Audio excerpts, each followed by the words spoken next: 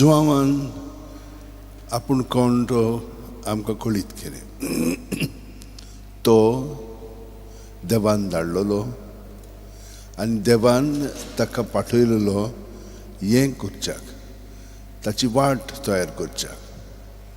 ताका तो येतलो ताची खबर दिवच्याक. तो स्नान दितालो खरो, पातकांचे बोगसणे मेळटाले, पूण तो येतलो तो खरीपणी आपल्या रोगतान आमकां सुटका दितलो आनी तो आमचे बरोबर जियेतलो म्हणून पयले वाचपान जुवांव आमकां सांगता. वो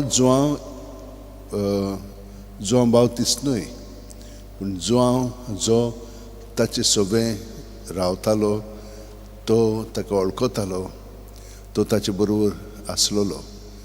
ताणें आमकां सगळें कळीत केलेलें आसा जेजू विशयी. आनी तो आमकां सांगता आमी ताचे सोबेन जियेता आनी तो आमचे सोबेन जियेता. तो तुमी समजू नाकात की तुमीच आसात म्हणून.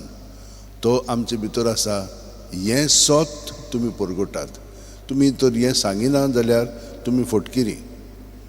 आनी आमी हांगसर आसा ती आमी फटकिरी न्हय.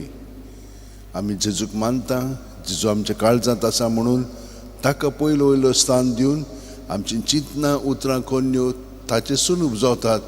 त्या प्रमाणे आमचें जिवीत आमी घडोवन हाडच्याक ताका आमी सायबण सहकार दिलो, ते भाशेन आमी दिता. आमी चाकरां जावं म्हजे सोबीन तुज्या उतरां प्रमाणे. तर म्हज्या भयणीनो आनी भावनो, ही कृपा जी आमकां देवान दिल्ली आसा, ते कृपेन अदीक खोलायन आमचें जिवीत सारच्याक थोडो वेळ आतां आमी ताका आजीर जावन सारया. आमच्या हात अशें उंटेन दवरया, दोळे बंद करया. प्रत्येक सुस्कार घेता तो आमी न्हय, तोच घेता. ताचेंच जिवीत आमचे सोबें आसा. आमची कूड मन आत्मो तो उजवाडायता आनी तो आमचे सोबेन जियेता.